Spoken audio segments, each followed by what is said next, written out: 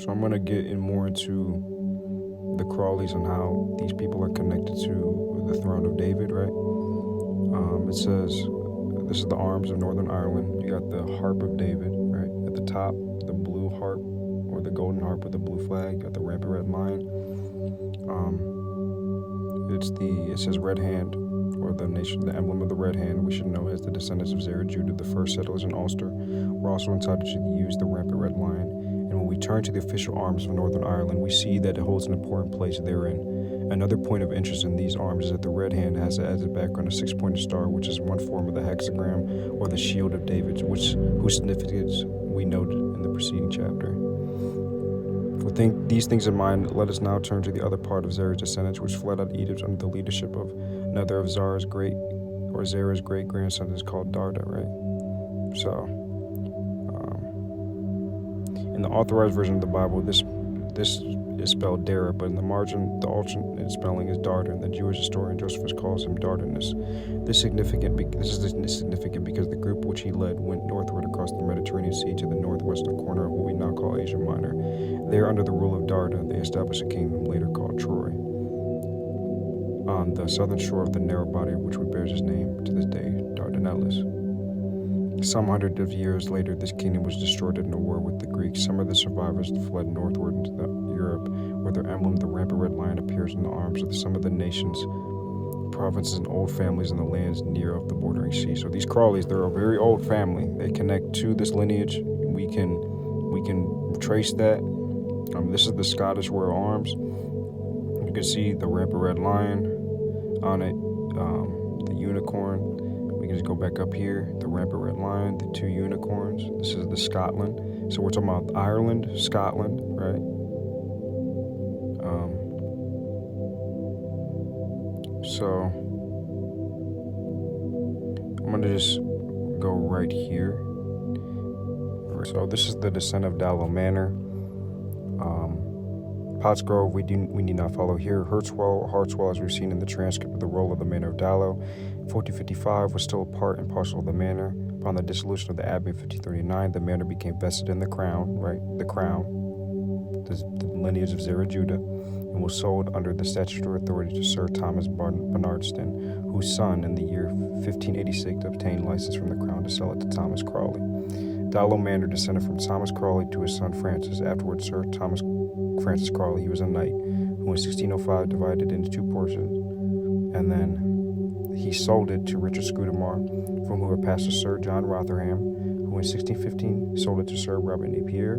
It appears from a deed in the possession of the Marquis of Bute that the manor of Dallow as a franchise had been included in the sale of Luton Hoo. So it appears from a deed in the possession of the Marquis of Bute, right? And here it is. It says Stuart. And we just go to the bottom of the names. You can go all through all the names, scroll through all of them. The last one, it says Stuart, Marquis of Bute, and Wemyss, right? Can't really show you there. But we just read this whole paragraph. You can pause it, read it, and you can see that Stuart, though they're already connecting these families. The Marquis of Bute, the manor of the Dallow franchise, right? Here's the Marquis of Bute. You can see. Here's the Marquis of Bute. You can see the coat of arms. John Stuart, 3rd Earl of Bute, right? These lords of Bute, right? You got the shield. And this is the meeting place of Judah, Zerah, Pharez. God had to get the Isles afar off ready for the house of Israel, so he sent two houses of Zerah, Judah, the Trojans to England and the Milesians to Ireland. Brutus, the grandson of the Trojan king, right? So the Milesians, right? Or the Malaysians, right? Malaysians, right? You can see here the McDermott family again. Coat of arms, red and rampant red lion. The McDermott family is descended from Milesius. I just highlighted that. Milesius, king of Spain, to the line of his son Aramon, right? Aramon. I'm going to keep going. They're going to talk about Aramon in a second, right? The founder of the family was Meridac or Moroni Mulathon, king of Connacht in the 7th century, right? The ancient name was O'Connor, meaning grandson of the helper, right? The title of the head of the clan was the Prince of Coolivon and Morler, Lord of of Ardagh. The possessions of the McDermotts were located in the present counties of Sligo and Roscommon. The McDermotts were chiefs of Tir Oila, now the barony of Tyrrell and Sligo, which derived its name from Oil, one of the sons of Eochaid Mugmedon, monarch of Ireland, right? So they're descended from Eochaid, right? Eochaida, chiefs, right? Descendants of Milesius. He sent 2 houses of Zerah, Judah, the Trojans to England, and the Milesians to Ireland, right? So we're going to Ireland, right? These people, right? And it says, this Brutus, the grandson of the Trojan kings, Aeneas, rounded up hundreds of defeated rebels after the siege of Troy and made his way to Spain, where some of his countrymen had previously migrated. Many of these compatriots sailed with Brutus as he went to England. He landed there in 1103 BC, moved inland somewhat until coming to a likely spot for a settlement. He gave his town the name of New Troy. This was later to become the capital of the reconstituted tribe of Ephraim, the final resting place of the Davidic throne. London. God. The final resting place of the Davidic throne, right? The tribe of Ephraim, the final resting place of the Davidic throne, was London. God was also preparing this land for the influx of Israelites who started some 500 years later. Some centuries later, God replaced those Spanish Zerahite Trojans with their cousins, the Zerahite Milesians. After living for some time in Spain, some of the princes struck out to establish a new kingdom in Ireland. To do this, they had to conquer their cousins of the tribe of Dan, the Tuatha De Danann. After a scrambling squabble, they left only one of the original 3 brothers who came to Ireland, right? Eochaid, or Yoki. They're gonna say Yoki. Maybe I was saying it wrong. Yoki. Remember, the descendants of Heremon. Crawley family, they're descendants from Eochaid. They assumed the throne of Ardre, right?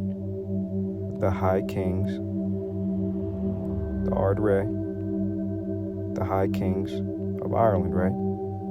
Eochaid. These Crawleys, the McDermotts, descendants from Eochaid. This all happened around 600 BC. So these Crawley answers, these answers go back to 600 BC.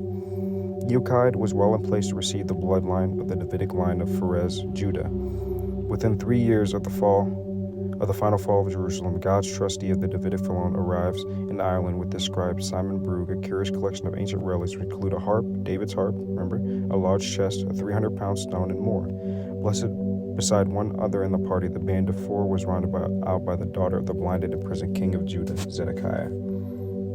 It wasn't enough for God to keep the promise that Judah would supply the rulers of the tribes of Israel. If that were the case, then God could have quit right there and had a day off. He would have had some of Zerah Judah kings ready for the lost tribes' arrival starting around 500 BC, but he'd made that promise to David, so David's bloodline had to be in the mix too. That's why he had to draft Jeremiah to plant that bloodline in the future land of Israel. God's plan for Israel had been sidetracked with the marriage of Zerah Judah, Eochaid, right? Remember, this is the line of the Crawleys, Eochaid, and to David, right? So we're descendants of Zerah, and to David, Pharez, right? Or David's line, Judah, Pharez, Judah, Tephi. Things were set right according to God's plan, promise. So this family reunion, Eochaid and the land of Judah. These Crawleys are offshoots of Eochaid, and they descend down the line of David. The Hermon family is descended from Milesius, king of Spain, through the line of his son Heremon. Right? Heremon, we just looked at that. The McDermotts were chiefs of Tir Oilo, now the barony of Tyrrell and Sligo, which derived its name from Oil, one of the sons of Eochaid, Mugmedon, monarch of Ireland, the high kings. The McDermotts were also princes of Moyler. So these McDermotts, descendants of Eochaid. Remember the Crawleys, the Crawley clan, descendants of the McDermotts, the princes of Moyler, right? Same people. And this part right here, this is the righteous branch, talking about the righteous branch of the Bible. We're just going to go to verse 5. The days are coming, declares the Lord, when I will raise up for David a righteous branch, a king who will reign wisely, and to do what is just and right in the land. In his days Judah will be saved, and Israel will live in safety. This is the name by which he will be called, the Lord our righteous Savior. So that then are the days coming, declares the Lord, when people will no longer say, as surely as the Lord lives, who brought the Israelites up out of Egypt, but they will say, as surely as the Lord lives, who brought the descendants of Israel up out of the land of the north, and out of all the countries we had banished them. Then they will live in